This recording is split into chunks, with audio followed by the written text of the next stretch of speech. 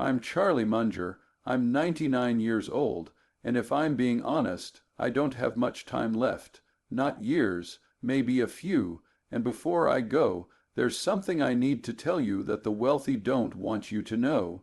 There are 5 hidden rules. 5 rules that only people who have actually stayed rich understand. Not just made money, stayed rich for decades. And if you don't learn these rules, you will lose everything you build. I've watched it happen hundreds of times. Smart people, ambitious people, people who made their first million, their first 50 million, and then they made one mistake, one decision based on not knowing these 5 rules, and they lost it all. I'm going to tell you what these 5 rules are today. But first, I need you to understand something. The wealthy don't advertise these rules because the fewer people who know them, the less competition they have. That's why this video will probably never go viral, because it's not designed to make you feel good. It's designed to keep you rich. So if you're here for quick tips or get rich, quick garbage, leave now. But if you're serious about building wealth that lasts, stay with me. I made my first million at 40 years old. I wasn't smart. I wasn't lucky. I just knew these 5 rules, and I followed them religiously. But here's what most people don't understand. Making the first million was actually easy compared to keeping it. I watched my best friend lose $40 million in 6 months. David, brilliant guy, we went to law school together. Built a real estate empire from nothing. By age 50, he was worth $40 million. Multiple properties, steady cash flow, set for life, and then he violated one of these 5 rules, just one, and within 180 days everything was gone. I remember the phone call at 2 in the morning. He's crying. He says, "Charlie, I don't know what to do. I have nothing left." And the worst part, it wasn't a market crash. It wasn't bad luck. It was one decision. One decision that violated rule number 3. That's the day I understood something critical. The difference between being wealthy and staying wealthy isn't about being smarter. It's about knowing what not to do. It's about understanding the 5 rules that protect your wealth when everything else is collapsing.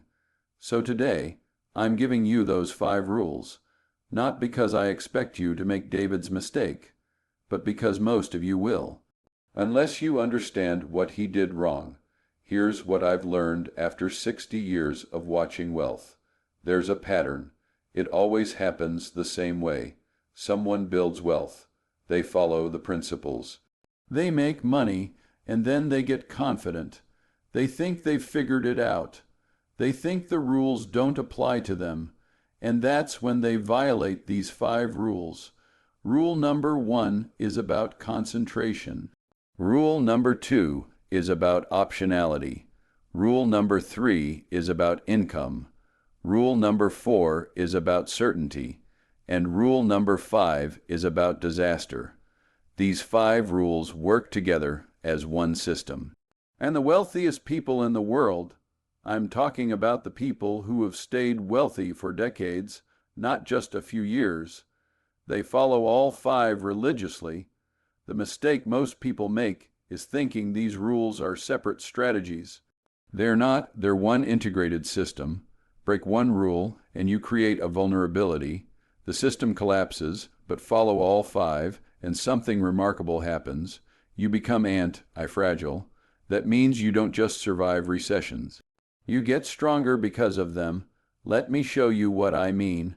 Rule number 1. Never concentrate more than 25% of your wealth in any single investment. Never. This is the most important rule. And almost everyone breaks it. David broke it. He took out loans against all his properties. He liquidated his investment portfolio. He put everything, 95% of his net worth, into one real estate development project. One project, and he thought he was smart for doing it. He thought, if I put everything in, I'll make so much money. I'll reach 100 million. Here's the math that destroyed him. When you lose 50% of your wealth, you need a 1 100% return just to get back to even. Think about that. If you have $1 million and you lose half, you're down to 500,000. To get back to $1 million, you need to double your money. That's a 100% return, and 100% returns don't happen often. But when you lose 75%, you need a 300% return. When you lose 90%, you need a 900% return. Do you see the problem? The deeper the hole, the harder it is to climb out. And David dug a 95% hole. He didn't just lose money on that project, he lost everything. Now here's the thing about why people violate this rule. They want to get rich fast. They see an opportunity and they think, if I put everything in, I'll make so much money. And they're not wrong. Sometimes it works. Sometimes people bet everything and win. But here's what they don't see. For every person who bets everything and wins, there are 99 people who bet everything and lose.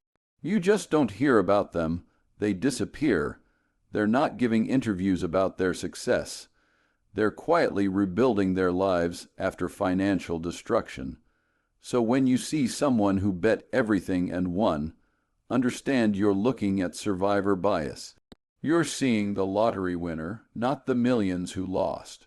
The rule I've followed my entire life is this: never have more than 25% of my net worth in any single investment. Not because I'm risk-averse. I've taken plenty of risks, but because I never take a risk that could destroy me completely.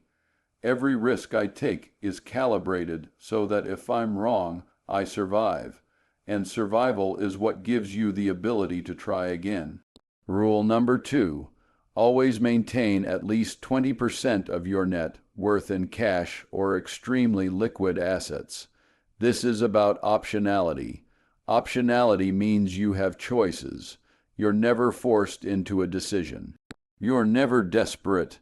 David had zero liquidity. Everything was tied up in properties and the development deal. So when the project started failing and interest rates went up and construction costs doubled, he didn't have options. He had to borrow at terrible terms. He had to sell assets at fire sale prices. He was forced to make desperate decisions, and desperate decisions are bad decisions. That's why he lost everything. If he had kept 20% liquid, just $8 million in cash, he could have weathered the storm. He could have waited for the market to recover. He could have negotiated better terms with creditors.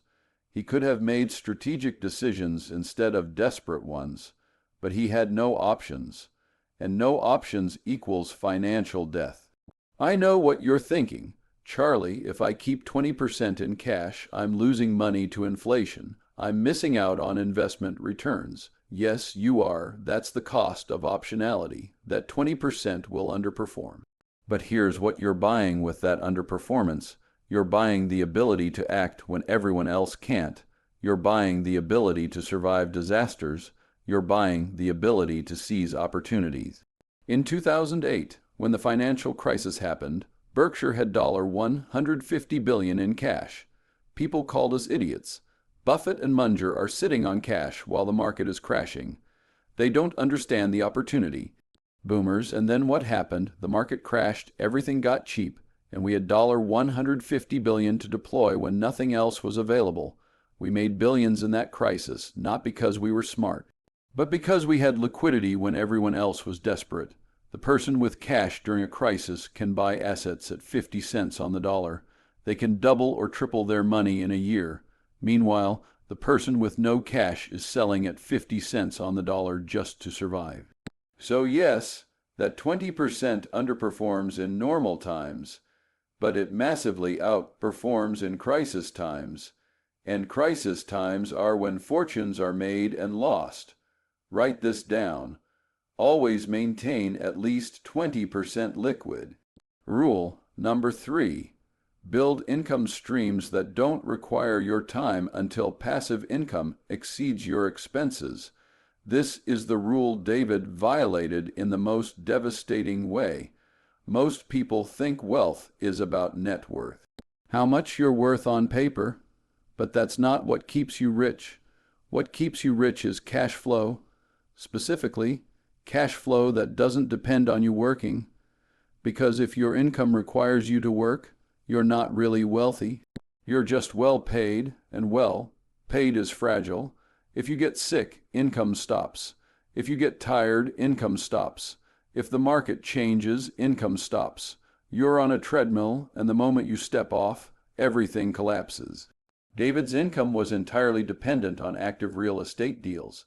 He had to keep finding new projects, negotiating new deals, managing new developments. So when the market froze and deals stopped happening, his income stopped completely. And when income stops but expenses continue, you have a catastrophic problem. Within 3 months, he couldn't pay his bills. Within 6 months, he lost everything. If he had structured his wealth to produce passive income, rental properties that cash flowed, dividend stocks, bonds, businesses run by others, he would have had cash coming in every month, even while the development deal failed. That income could have covered his basic expenses. It could have serviced some of his debt. It could have given him time to figure things out without immediate panic. But he had no passive income, and when active income stopped, he had nothing. Here's what I'm telling you. Your goal is not just to build wealth. It's to build wealth that produces income. Every investment decision should be evaluated not just on potential return, but on whether it produces cash flow. Real estate that generates rent, yes. Stocks that pay dividends, yes. Businesses that produce profit without your daily involvement, yes. Bonds that pay interest, yes. Speculative assets that might go up in value but produce nothing in the meantime, only as a small percentage of your portfolio. Because wealth that produces nothing is fragile. It just sits there hoping to appreciate. And hope is not a strategy. But wealth that produces income is anti-fragile. Even if the asset value drops, you're still getting paid. And as long as you're getting paid, you can hold through any downturn. I care more about the income my investments produce than I care about their market value. If I own a stock that pays me $50 per year in dividends and the stock price drops 30%, have I lost anything? Not really. The stock still pays me $50 per year. My income hasn't changed. As long as the dividend keeps coming, I'm fine. In fact, if the stock drops and I have cash available, I can buy more shares at the lower price, which increases my future income. So market volatility doesn't scare me. It creates opportunity. This is anti-fragility. The thing that destroys fragile investors, price drops, actually benefits me because I'm focused on income, not price. Rule number 4. Assume you're wrong about everything. This is the hardest rule for people to accept because we all want to believe we're smart. We want to believe we've done our research. We've made the right call. We know what's going to happen. David believed he was right. He had done the analysis. He had looked at the projections. He had consulted with experts. He was convinced the deal would work, and maybe in a different timeline it did work. But in this timeline he was wrong. And because he built his entire financial life assuming he was right, when he turned out to be wrong, he lost everything. That's the danger of certainty. Certainty makes you concentrate. Certainty makes you use leverage. Certainty makes you ignore alternatives. And certainty destroys wealth. The people who stay rich are the people who build their wealth assuming they're wrong about everything. What does that mean? It means you never bet everything on one prediction. It means you never assume things will go as planned. It means you always have a plan B, a plan C, and a plan D. Let me give you an example. Let's say you believe the stock market is going to do well over the next 10 years. You might be right. Historically, the market goes up over long periods, but you might be wrong. There could be a depression. There could be a war. There could be a technological disruption that changes everything. So if you believe the market will do well, fine, put a significant portion of your wealth there, but not everything. Put some in real estate. Put some in bonds. Put some in cash. Put some in businesses. Put some in precious metals. Because if you're wrong about the market, you're not wrong about everything. And that's the difference. David was wrong about one thing, the real estate development. And because he had everything there, being wrong about one thing meant losing everything. But if you spread your assumptions across multiple assets, being wrong about one thing just means you lose on that one thing. The rest keeps working. This is anti-fragility. Your wealth doesn't depend on being right. It depends on not being catastrophically wrong. And the only way to not be catastrophically wrong is to never bet everything on one prediction. Rule number 5, prepare for disasters before they happen. Most people are reactive. They wait until something goes wrong and then they scramble to fix it. But by then it's too late. The damage is done. And the opportunities are gone. David didn't prepare for a market downturn. He didn't prepare for rising interest rates. He didn't prepare for construction delays. He assumed everything would go smoothly. And when it didn't, he had no plan, so he panicked. And panic leads to bad decisions. Bad decisions when you're desperate are how you lose everything. If he had spent even 1 hour thinking through what could go wrong and how he'd respond, he might have survived. But he didn't. He was too busy focusing on what would go right. This is human nature. We're optimists. We want to believe things will work out, but the wealthy who stay wealthy are paranoid optimists. They hope for the best, but prepare for the worst. The wealthy who stay wealthy are proactive. They think about what could go wrong before it goes wrong, and they build systems to protect themselves. Here's what that looks like in practice. Insurance. Most people see insurance as an expense, something they have to buy but hope never to use. I see insurance as anti-fragility. David had no insurance on his development project. When costs overran, he had no coverage. When contractors failed, he had no recourse. When buyers backed out, he had no protection. If he had paid for insurance that covered some of these risks, he might have survived. But he saved money on insurance premiums, and it cost him $40 million. Think about insurance this way. It's a bet you hope to lose. You pay premiums hoping you never need to make a claim. If you never make a claim, you lost money on premiums. But that's actually winning, because what you bought was peace of mind and protection from catastrophe. I've paid millions in insurance premiums over my life, and I've made very few claims. So did I waste that money? No. I bought protection, and that protection allowed me to take risks I couldn't have taken otherwise. When you know you're insured against disaster, you can be more aggressive in your investments. You can take calculated risks because you know the downside is capped. This is anti-fragility, using insurance to limit your losses while keeping your gains unlimited. So here's how these 5 rules work together. Rule 1 says never concentrate more than 25%. Rule 2 says always keep 20% liquid. Rule 3 says build passive income. Rule 4 says assume you're wrong. Rule 5 says prepare for disasters. These aren't 5 separate strategies.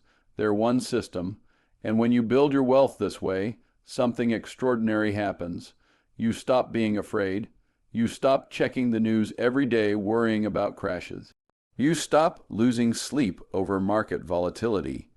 You stop panicking when things go wrong because you know no matter what happens, you're protected. Your wealth can handle it. You've built in so much protection, so much redundancy, so much preparation that no single disaster can destroy you. And when you're not afraid, you make better decisions. You can wait for great opportunities instead of chasing mediocre ones. You can think long-term instead of reacting short-term. You can act from strength instead of desperation. You can say no to bad deals without fear of missing out. And that calm, patient, strategic approach is what compounds into extraordinary wealth over decades. This is how Warren Buffett and I built Berkshire Hathaway. Not by taking huge risks, not by betting everything on one idea, not by using massive leverage, not by making concentrated bets, but by building an anti-fragile system that survived and thrived through every disaster for 60 years. We survived the stagflation of the 1970s. We survived the crash of 1987. We survived the dot-com bubble. We survived the financial crisis of 2008. We survived the pandemic crash of 2020, and we didn't just survive. We got stronger from each crisis, because when you're anti-fragile, chaos is your friend, everyone else is panicking and selling, you're calm and buying, everyone else is desperate for cash. You have cash to deploy. Everyone else is forced to accept bad terms. You can dictate terms.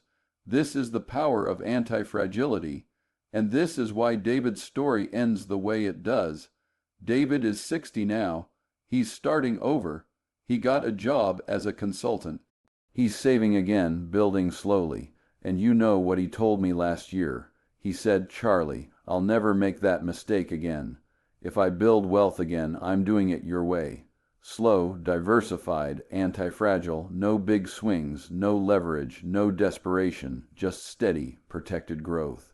And I told him that's the only way that works long-term. Because getting rich twice is possible. But if you lose everything twice, you're done. You run out of time. You run out of energy. You run out of belief. You run out of relationships who will support you. So you have to get it right. And getting it right means following these 5 rules. Now here's what's remarkable. David is on track to rebuild to $20 million in the next 10 years. Not $40 million like before, 20 million, but this time he's building anti-fragile wealth. And you know what he told me. He says, "I sleep better on $5 million built the right way than I ever slept on $40 million built the wrong way." Because wealth without protection is just stress. And stress kills you faster than poverty ever could. So the question isn't how to get rich. The question is how to get rich and stay rich, and these 5 rules are the only answer. Here's what I want you to do right now. Before you even finish watching this video, take out a piece of paper and write down your answers to these 5 questions. Question 1. What percentage of my wealth is concentrated in my single largest investment? If it's more than 25%, you have concentration risk. Write down the exact number. Question 2. How many months of expenses do I have in liquid cash? If it's less than 6 months, ideally less than 24 months, you have liquidity risk. Write down the number. Question 3. What percentage of my monthly expenses is covered by passive income that doesn't require my time? If it's less than 100%, you have income risk. Write down the percentage. Question 4. What assumptions is my wealth based on? And what happens if I'm wrong about each one? If you don't have clear answers, you have assumption risk. Write them down. Question 5. What disasters am I not prepared for? And what would happen if they occurred tomorrow? If you can list disasters you haven't prepared for, you have preparation risk. Write them all down. These 5 questions will show you exactly where your wealth is fragile. And once you know where it's fragile, you can fix it. Maybe you need to sell some concentrated positions and diversify. Maybe you need to build up cash reserves, even if it means liquidating some investments. Maybe you need to shift toward income-producing assets like dividend stocks or rental properties. Maybe you need to buy insurance you've been avoiding. Maybe you need to set up legal structures to protect assets. But whatever you need to do, do it now, not next year, not when you have more money, now, before disaster strikes. I can tell you from watching David and hundreds of others over 7 decades, you don't want to learn these lessons the hard way. The hard way costs decades. The hard way costs relationships. The hard way costs your confidence and your belief in yourself. The hard way might cost you everything. Learn from other people's mistakes instead of making them yourself. That's wisdom, and wisdom is what keeps you rich. I'm 99 years old. I've been wealthy longer than most people live, and the only reason I've stayed wealthy is because I never gave fate the chance to take it all away.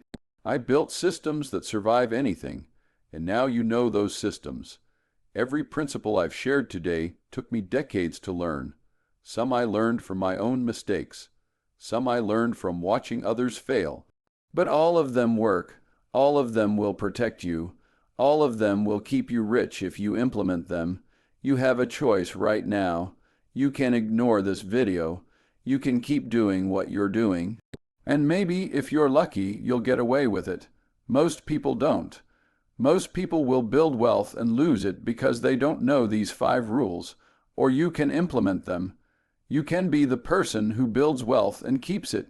You can be the person who doesn't make David's mistake. You can be the person who stays rich. The choice is yours.